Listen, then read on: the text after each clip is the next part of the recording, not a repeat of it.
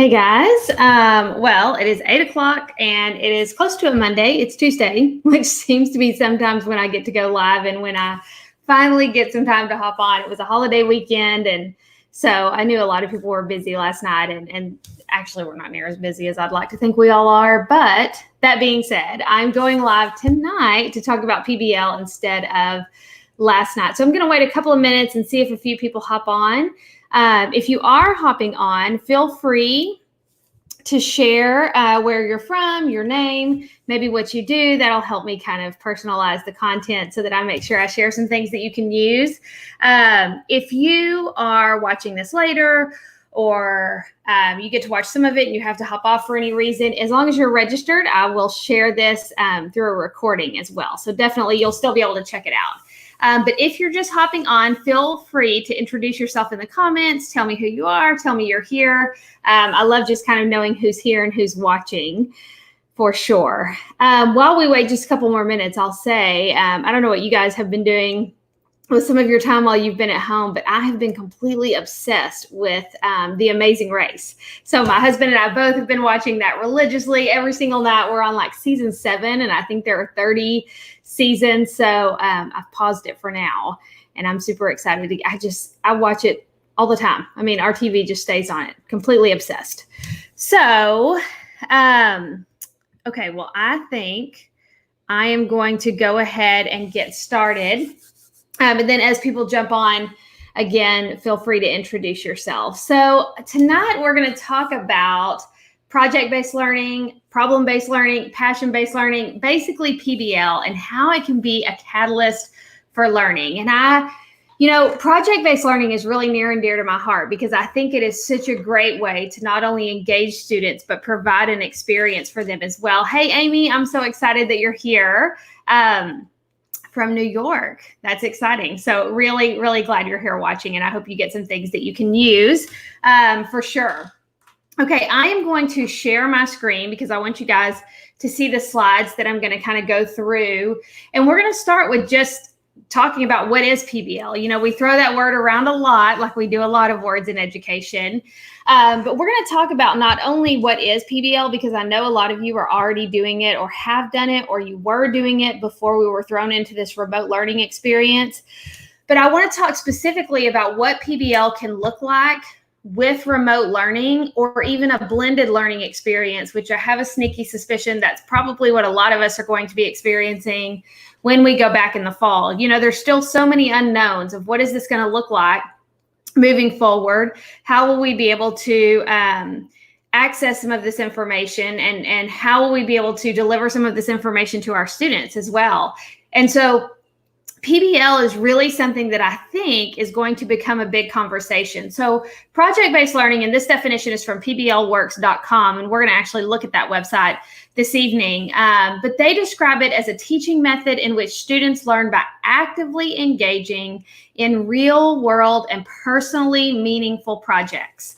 And, you know, when you think about that definition, I've kind of highlighted the words that stand out to me. That whole actively engaging, real world, and personally meaningful.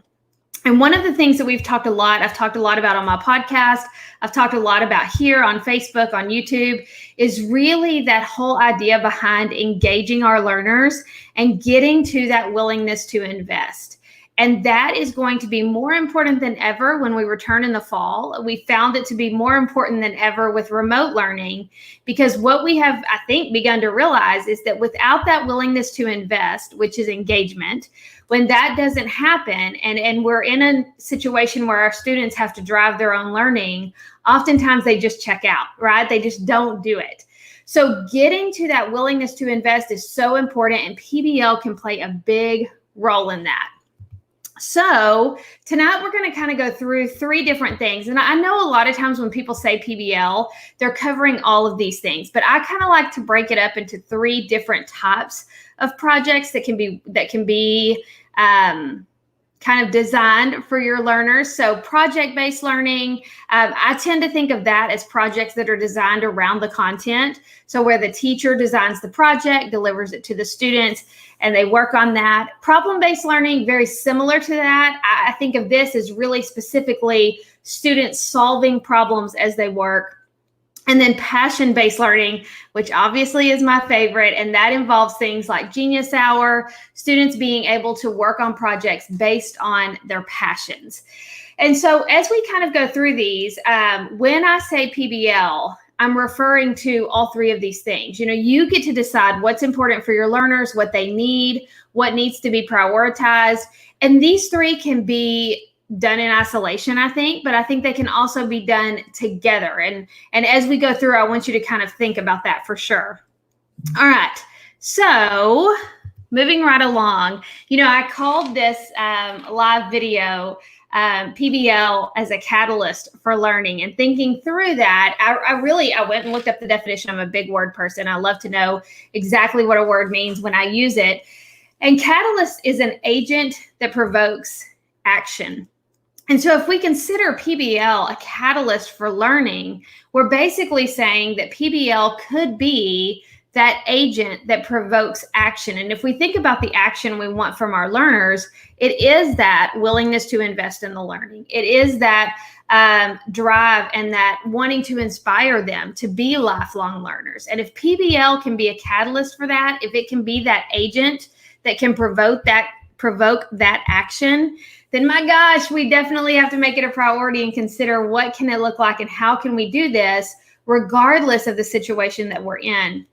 And as I said earlier, so many of us have no idea what that's going to look like. I wish there was a clearer picture right now, but there's not. So we really have to look at this through so many different lenses. But I think when we think about project-based learning, it can really be that springboard, that catalyst, that opportunity for our students to really want to invest in the learning because they see a reason to do so. You know, so often when that willingness to invest isn't there, it's because they can't figure out why it should be there, right? Like, why am I even doing this? Why is it important? Why is it important to me? They can't make a personal connection to it. And I think that's one of the things that PBL really does, is provides that opportunity for that personal connection that so often just simply will not happen as a result of a worksheet or as a result of a lecture. When that connection isn't there, the willingness to invest isn't there. And we have to be honest about that for sure. Okay, I absolutely love this. I saw this today on PBLWorks, and it makes so much sense. So I'm going to give you just a second to kind of look through it, and then we'll talk about it. So you take a second, read that, and then we'll kind of talk about what that means.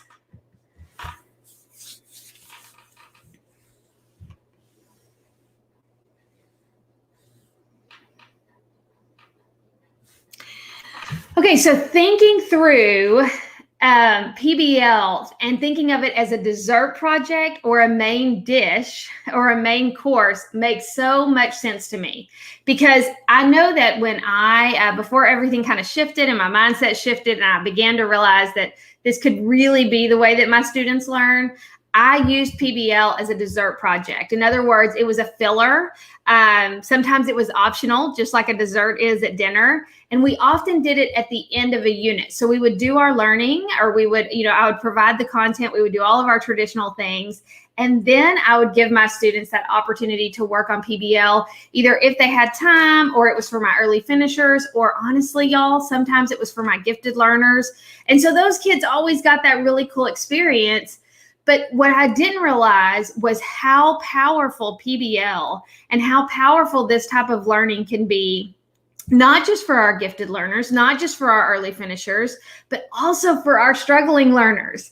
And so sometimes they missed out on that opportunity because I used it as a dessert project. And I love here that it talks about using it instead as a main course unit. And so they distinguish it. They go on, and I'm going to show you how to get to their website where you can read more about this. But really, if you think about it as a main course project, the project is the unit. The curriculum and the instruction is all provided through the project itself.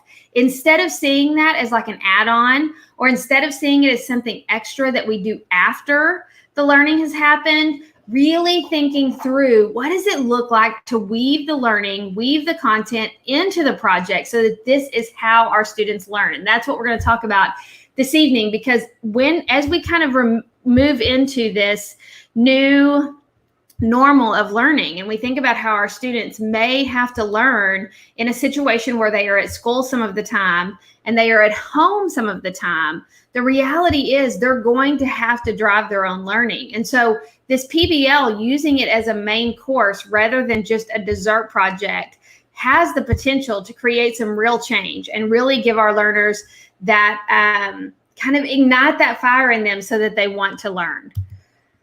Okay, so gold standard PBL. What is that? What does it look like? Let's kind of look at, I want to show you guys PBLWorks, because this is such a great website.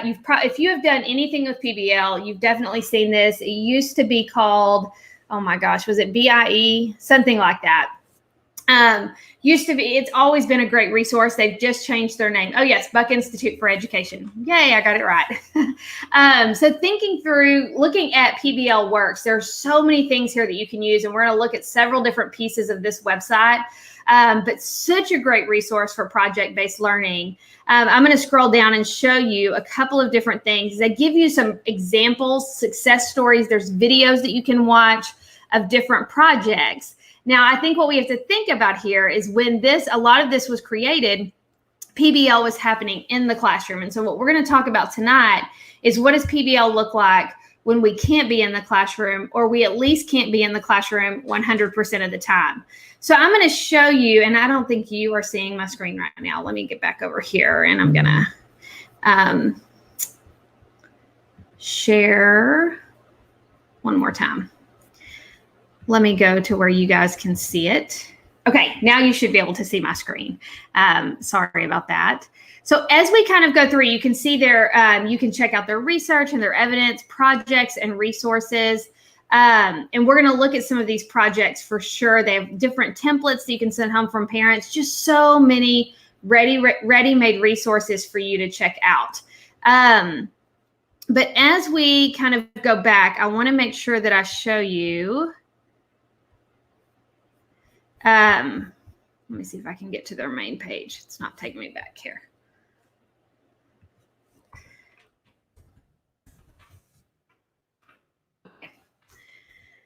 I want to make sure that I can show you what a gold standard project looks like.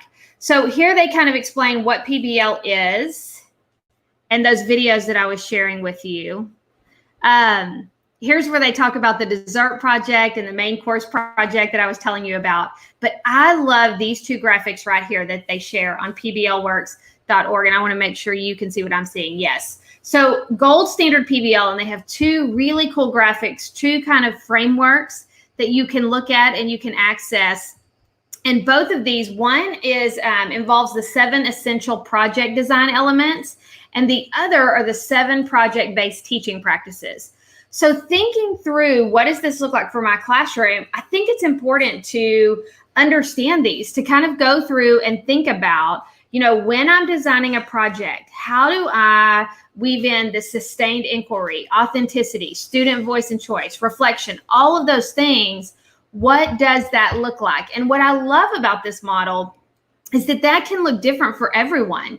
And I think, like so many of the things that I share, I am so not a believer in you can ask anybody that knows me, anything that seems cookie cutter or that seems like check, check, check.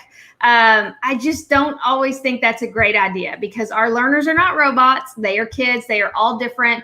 We are all different as educators. So the reality is, things have to look different in our classrooms, right? It doesn't make sense for us all to use the exact same thing at the same time with the same, that doesn't make sense.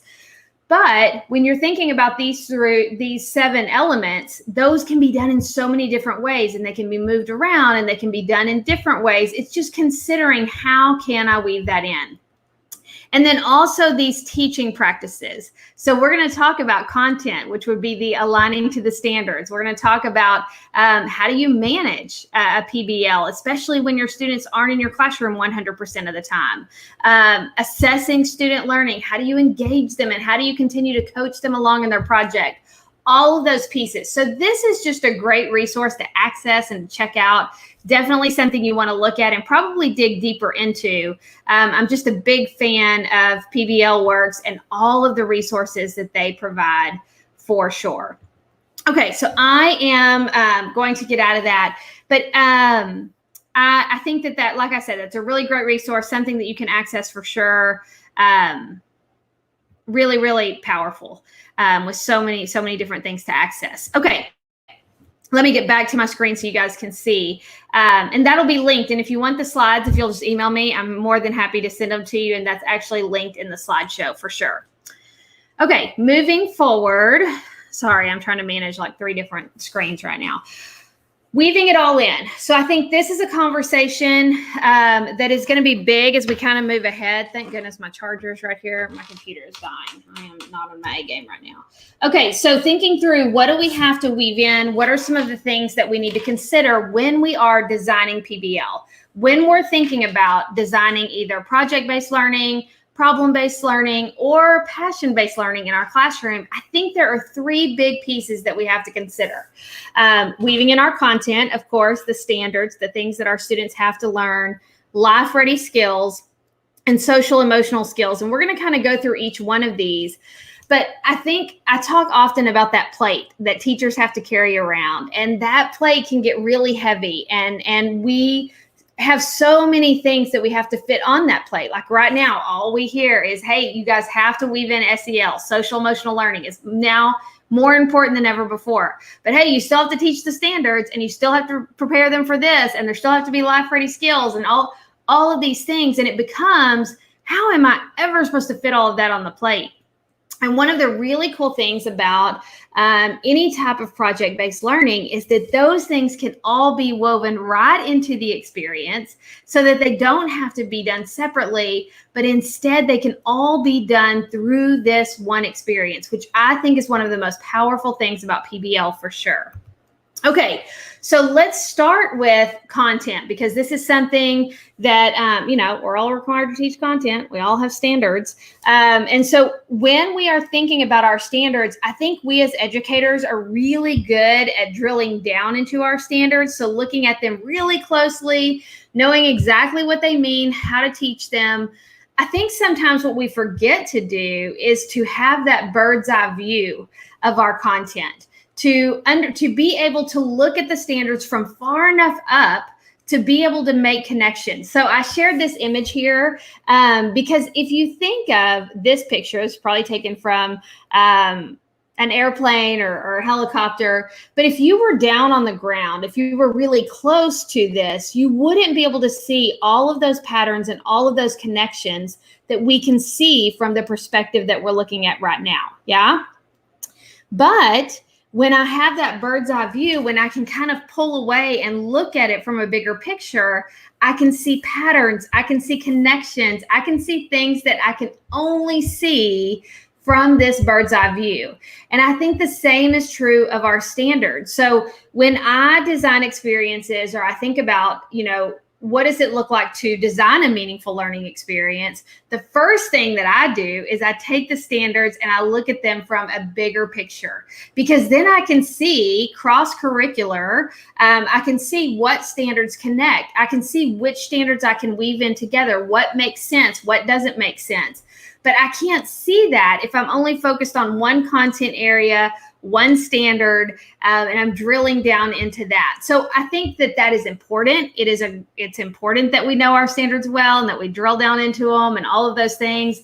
But I think sometimes we forget to mention that it's also important to kind of have that other perspective as well, because that's when, like I said, we're able to make those cross-curricular connections that are so important in PBL.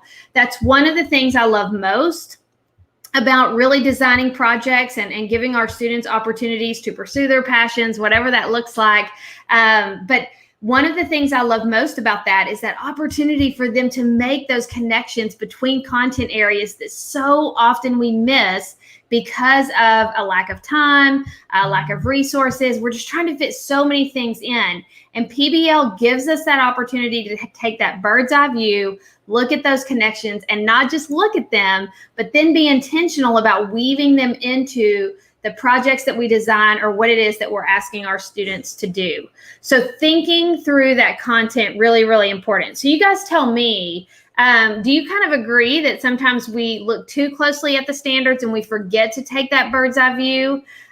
Feel free to share in the comments kind of your thoughts on that. I'd love to hear kind of what you think about that, if you agree or disagree. It's a big conversation. And like I said, I'm not saying one is more important than the other. I think both perspectives are important. I just think sometimes we get so caught up in teaching things in a checklist fashion that we forget to see the bigger picture.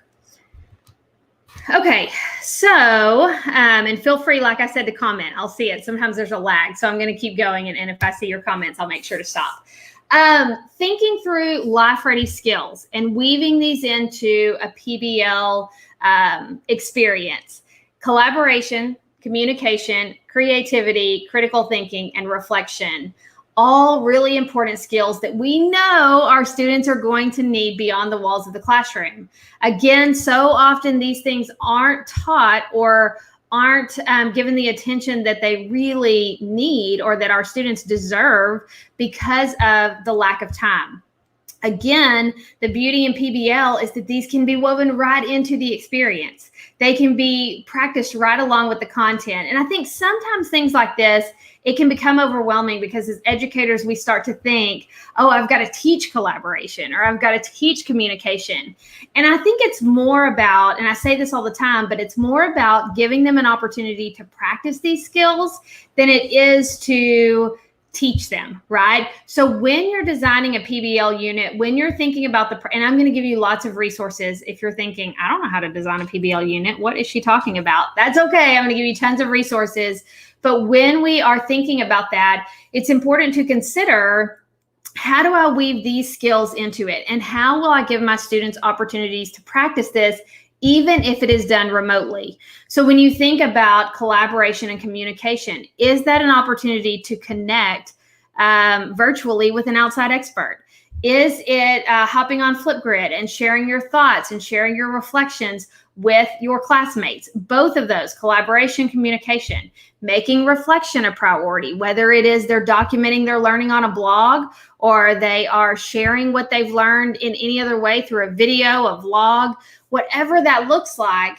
Weaving these into that experience is much easier to do than I think we sometimes realize. And so it's not about, hey, I've got to teach this separately, or I've got to do a whole lesson on critical thinking or creativity. Instead, it's about weaving these into those project-based learning experiences so that your students are given the opportunity to practice these skills. And then as an educator, it's about facilitating that and giving feedback.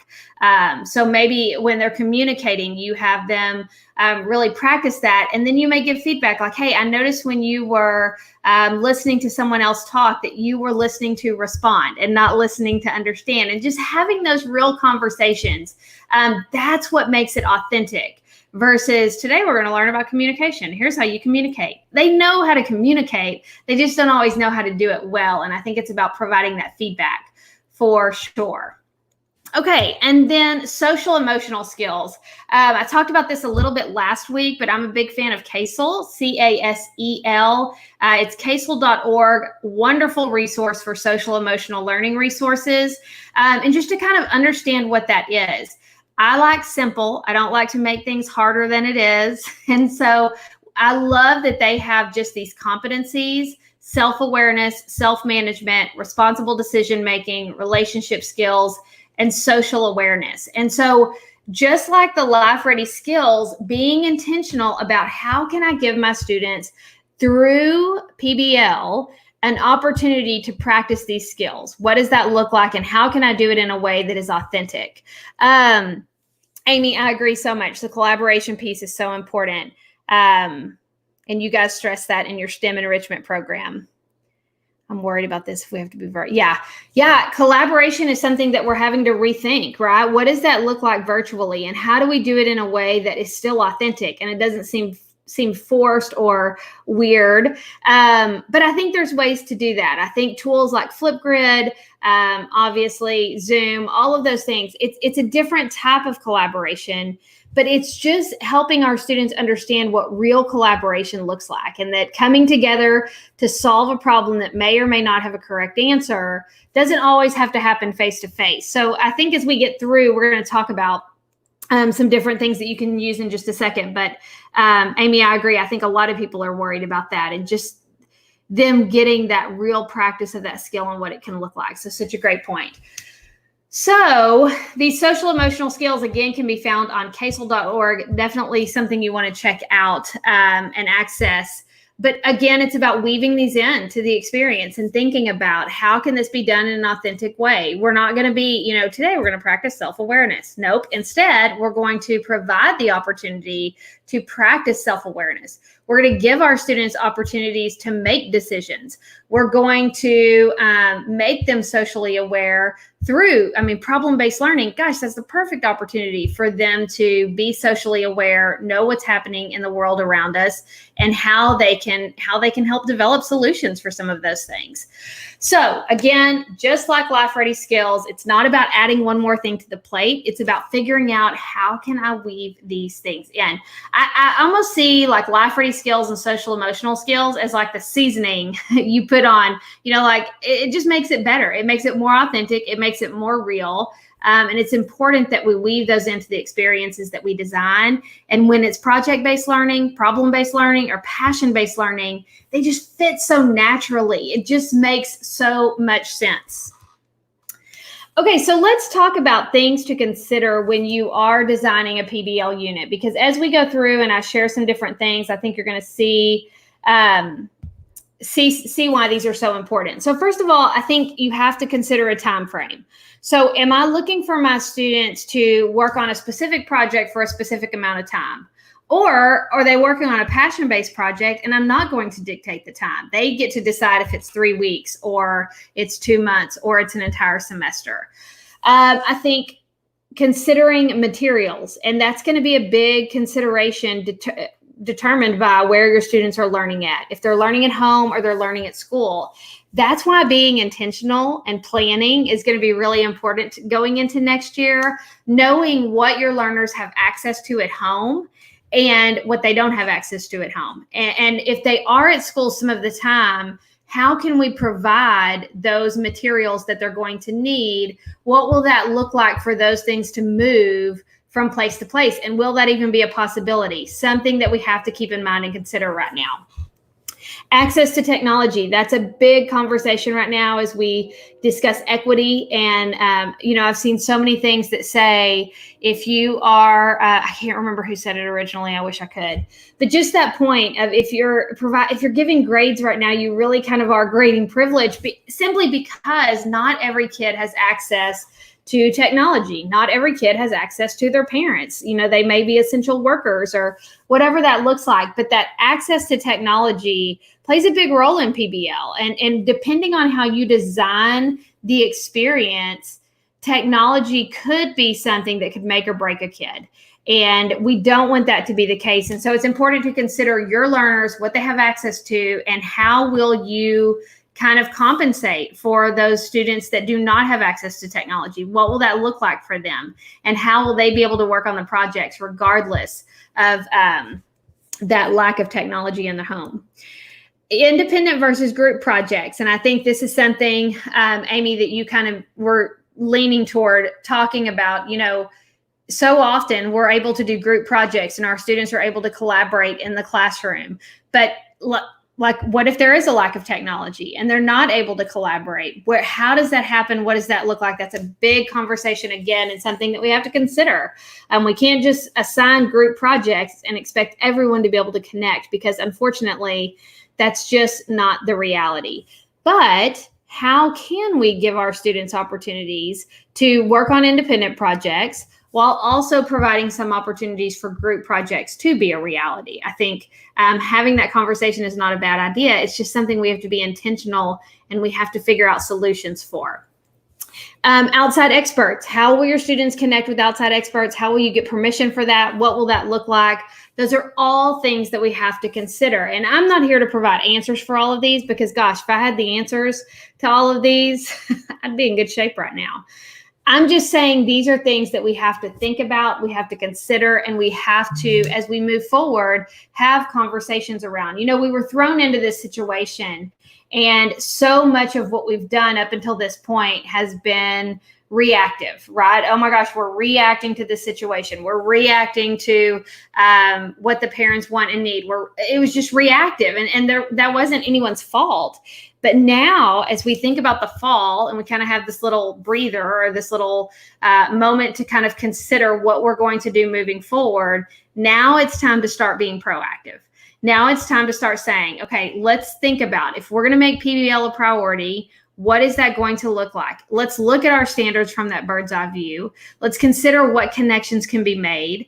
Let's think about the experiences we think will get our students to that willingness to invest. And let's be intentional about the work that we provide and the work that we ask them to do. You know, one of the things I always say is if what we're doing in the classroom isn't meaningful for our students, it's a waste of our time and theirs. Right now, anything that we're providing them, whether it's happening at school or at home, still, if it's not meaningful, it's still a waste of our time and theirs. Whatever we're doing right now still has to be meaningful. I would say almost even more so than ever before because of that willingness to invest that we talked about earlier. And if we can't get that, student-driven learning just won't be a reality. So definitely things to consider, things to think about, conversations to have. I think it's important to kind of have the conversation that this is different. This is not, PBL is not your typical, it's not what a lot of students have experienced. Some of them have, a lot of them have, but PBL, project-based learning, is different. And so you have to expect your learners to react differently. I'll tell you, that was one of the biggest things that I learned when I implemented Genius Hour in my classroom. I thought that it was going to be a breeze. My gosh, I was so wrong. I thought that my kids were going to be so stoked about pursuing their passions that they were going to buy right in. And I often tell the story about one of my students who came up to me and she just said, like, hey, can we go back to the worksheets? Because this kind of sucks. Like, we're just not feeling it like you are. She was so funny. She was like, we know you went to one of those like little workshops you go to, and we get that you think this is cool, but we just want to go back to the worksheets. But it's because the worksheets were easy. They knew how to play that game. But when we went to passion-based learning, all of a sudden the rules were changed and they were driving the learning and they were super uncomfortable with that. But when I dug my heels in and I was like, I'm not budging on this. We're going to make it work. And we did. And it took us, oh gosh, probably a good 6 months before we were really even a little bit comfortable with the experience. And so I think it's important to always say when we're talking about PBL or any type of learning that is innovative or different than what they have done in the past, just expect that and don't get frustrated. It's okay to be frustrated, I would say, but don't give up. Right? Because they just need time to figure it out. It is different and they will react differently because of that. And so that's something important, I think, to consider when you are making this a priority. So I want to share now just some easy to access resources, just where you can go find projects. And so I'm going to try to kind of move back and forth between some things here. So be patient with me because it's a little tricky with this screen. But that being said, let me see if I can get to, I showed you guys PBLWorks.org, and that's the address, PBLWorks.org. One of the things that I love about this website, let me make sure you guys can see, yes, is that if you have a login, so it's completely free to create a login, is that you can go here to projects and resources. And so here they have featured projects, they have a project planner, but when you go, let's see if I can get into this. Okay, yes. So here I can actually determine what subject area I want to access. So I could say math. I could say that I even wanted to narrow it down to 6 through 8 grade levels. And then here are the projects. So when you choose a project, and you can even filter even more than this. I'm just going to go ahead and get in here. They give you a description of the project. They talk about the product, just lots of tips for you as a teacher. And then they also have a printable project overview. So if you just want to kind of look at it in a different format, very, very cool, super easy to use. And then it's just about really thinking through, this is what this looks like in class. what are the pieces here that I would have to be with my students in order to make them happen? And I'll tell you, with PBL, if it's done correctly, that there's very few things that they actually need you in class, in person, to be there for. Do they need to be able to consult with you? Do they need to be able to conference with you and ask questions and share and have conversations? Absolutely.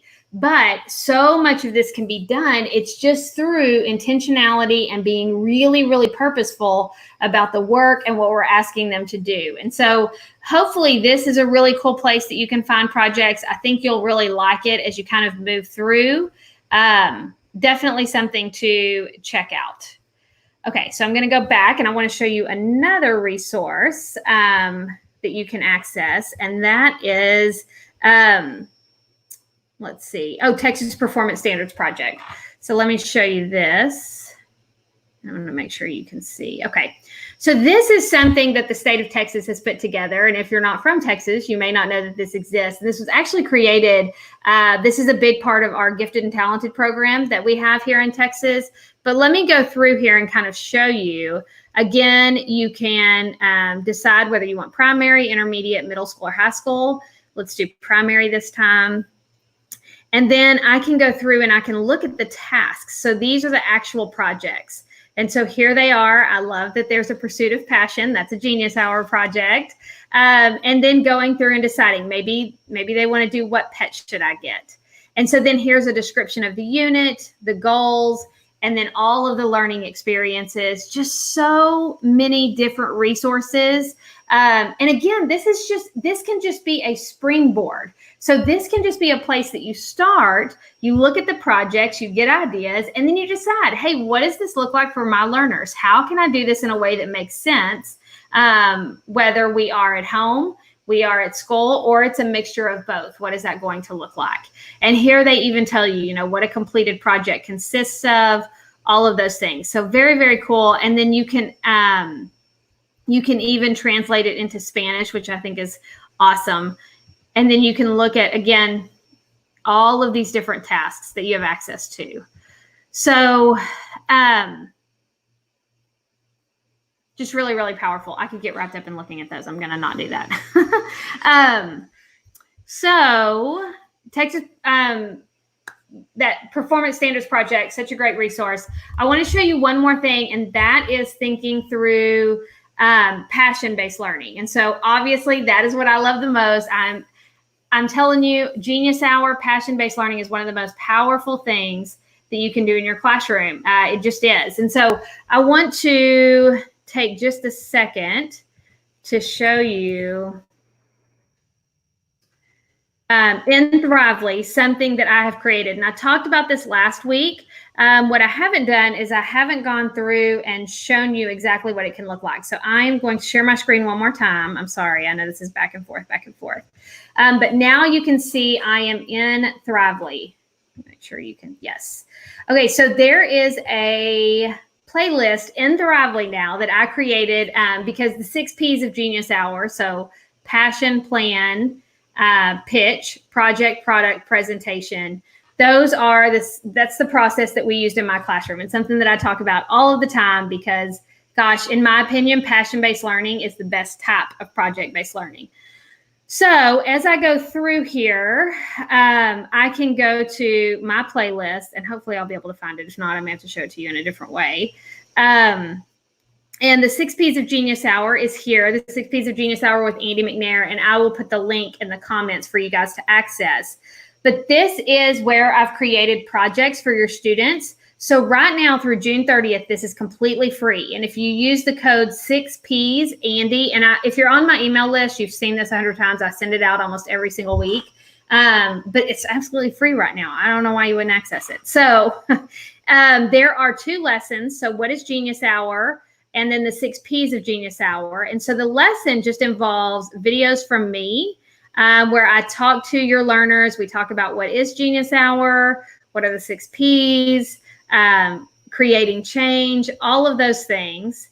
And then they can also, let me show you really quickly because this is my favorite part.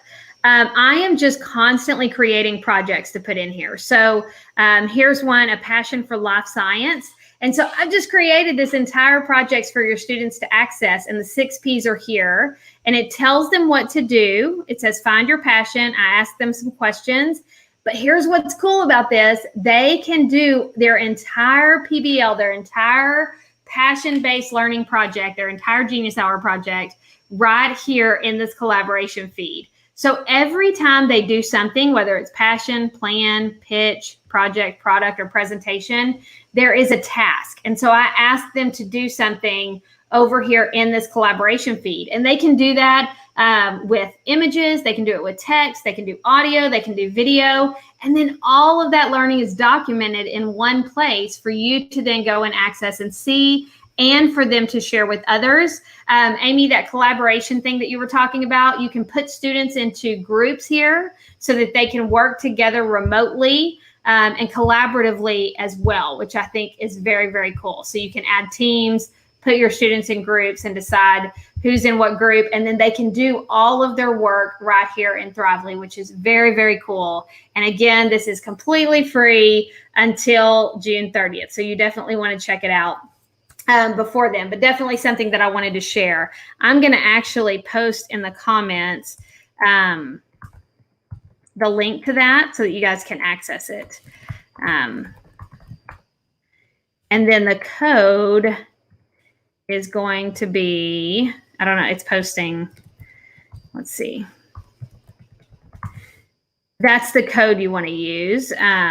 And if you're watching on YouTube, it's saying that there's an error, but I can always send this out. If for some reason it doesn't work or you guys can't access it. Okay, that being said, those are some really cool places that you can go get projects. PBLWorks, Texas, TPSP, and then also Genius Hour at Home is another resource that I've created. All of that can be found on my website at andymcnair.com. Okay, let me get back to my original presentation so that we can wrap it up and put a bow on it. But those are, again, really great resources. All of them are free, and I'm all about free, right? I mean, I just think it's easier to access these things when you can just go right in, find the project, and use it. And all of these things are that. Finally, I want to talk about managing PBL, because I think that's one of the reasons that so many people steer away from it, especially right now.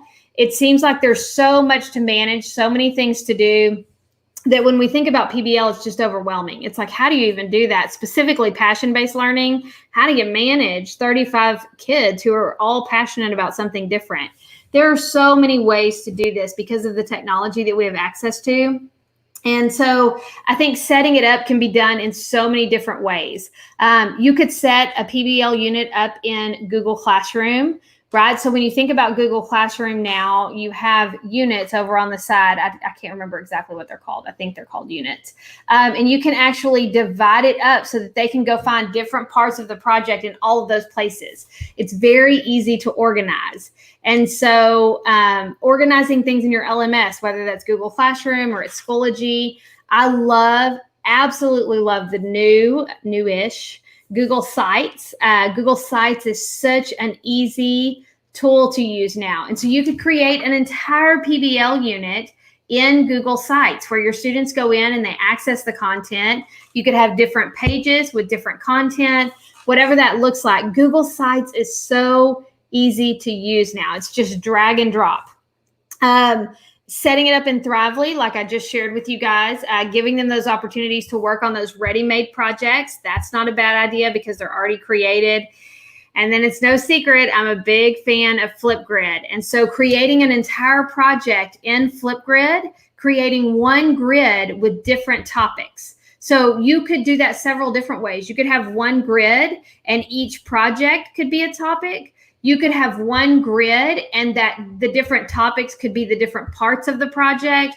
Just so many different ways that you could set that up. But all of these tools are really powerful in helping you manage PBL, whether that is problem-based learning, project-based learning, or passion-based learning. These are all really, really powerful. I actually have over on my website, andymcnair.com, if you click on blog, and you search Thrively, I wrote a blog post not too long ago. Seems like it wasn't that long ago. It probably was. But I wrote a blog post about how to set Genius Hour up, the entire process in Flipgrid. And I'm just such a big fan of that because it makes so much sense, especially right now with our students having to do some of their learning at home. Flipgrid, I always say Flipgrid was like made for the remote learning experience because it gives our students an opportunity to consider and think about their responses, provides that opportunity for them to collaborate and give each other feedback. And as an educator, not only can you give them, let's say you're doing a project on something specific, right? And you're giving them information, you can so easily attach Wonderopolis articles, YouTube videos, whatever you want them to watch and access as they work on that project. That can all be done right there within Flipgrid. So managing it can be really not that difficult. I say the word all the time, and I try not to, but I can't help it. It all comes back to being intentional, right? And really thinking through, what do I want this to look like? What's going to be most meaningful for my learners? And what is going to get them to that willingness to invest? And what will provide this experience where real learning can occur? And how do I do it in a way that is not only manageable, because that's important, because if it's not, you're not going to want to do it, but also meaningful for my learners. So those two things, thinking through, how do I use that intentionality and being purposeful to make this manageable and meaningful for my kids? I think is powerful. Okay. And then I think setting it up. So let's talk about this, and then I promise I'm gonna finish at some point. But these are all really important things to think about. And when we think about project-based learning, I think sometimes we think we can just jump right into it, or we'll find a project and we'll just use that project. Unfortunately, it just doesn't work that way, because what happens is, again, it gets overwhelming, right? We haven't thought about, how am I going to manage this? What are the moving pieces? What is this going to look like? And the more proactive we can be before fall about thinking some of these things through, the more likely we will be, I think the more likely it'll be that we'll be successful with it. And success doesn't mean that it's going to go perfect. Success doesn't mean that there's not going to be hiccups. I'm telling you, it's hard. It's not easy. But is it worth it? Absolutely. Because when you see real learning happening, because your students are pursuing their passions and they're making connections to the content, oh my gosh, there's no better way to teach. I promise you that. And I can say that based on experience. I'm not saying that because I've heard of Genius Hour, or I think it's a good idea because other people are talking about it. I can tell you that because I did it in my own classroom and saw that it was the most powerful thing I have ever done. Okay, sorry, I got a little preachy, but it's so true. Okay. So the setup, what does this look like? I think we have to think through a couple of things. You know, when we're setting this up in one of those tools, you know, the task, the problem, the passion, what is that big idea that you're wanting them to kind of explore and pursue? And I think those can kind of be decided by knowing your kids. You know, I don't think it's a bad idea to have them take the strengths assessment and Thrively. Go to Thrively.com. They can take that strengths assessment for free and find out, hey, what are my kids interested in? What is going to be most meaningful for them? And how can I weave my content into PBL experiences that involve those things that they're interested in? That just makes sense. If they're interested in it, they're going to be more willing to invest. How will they document their learning throughout the project? Will it be done through video? Will they do that through a blog? Will they keep a journal? How will they document their learning? How will they make connections to the standards? And how will I know they're making those connections to the standards? So many ways that can be done. You just have to think about, is that going to be done with technology? Is it going to not be done with technology? What is that going to look like for my learners? And again, what's going to be most meaningful? Giving them opportunities to reflect throughout the experience. So how can I make sure that every single time they work on their project that we are making reflection a priority, right? Because that opportunity to reflect, that's when the learning happens. John Dewey said, we don't learn from an experience, we learn from reflecting on an experience. And that's so true. And so if we believe that to be true, then if we skip the reflection piece, that means the learning doesn't happen, which is scary if you haven't always made reflection a priority. And unfortunately, I didn't for so long in my classroom. But that reflection is what really kind of makes the learning stick, for sure. And then finally, that KWH LAQ. If you haven't heard of that, I put the source down below. You can just Google KWH LAQ. I learned about this from my friend Paul Solars, who wrote Learn Like a Pirate. And he had his students do this with Genius Hour. And you could do it with any PBL unit. But setting it up to where at the beginning, they really think through their KWH. What do I know? What do I want to know? And how am I going to find out? That's kind of done at the first half, at the beginning. And then when they're done with their project, whether it is a problem-based experience, passion-based, or project-based, whatever it is, thinking through their LAQ. And that's when they document, what did I learn? What action did I take? And what questions do I still have? And that kind of ties it up in a neat little bow so that they are able to see, hey, when I started, this is what I was going for. Now that I'm done, this is what has happened. And so I think that's important and something to consider for sure. And then finally, make sure that it's authentic. You know, designing projects can be so much fun, but it's not fun when it's forced. It's not fun for you. It's not fun for your kids. And so make sure that you keep it authentic. And that can be done through some of the things that we talked about tonight, weaving those things in, making sure that it's done in a way that makes sense and it doesn't feel forced. But PBL is so authentic because your students are working towards something that is real. They're not learning something just for the sake of learning it. The why is there. They understand why they're doing it. That purpose behind any project is so important.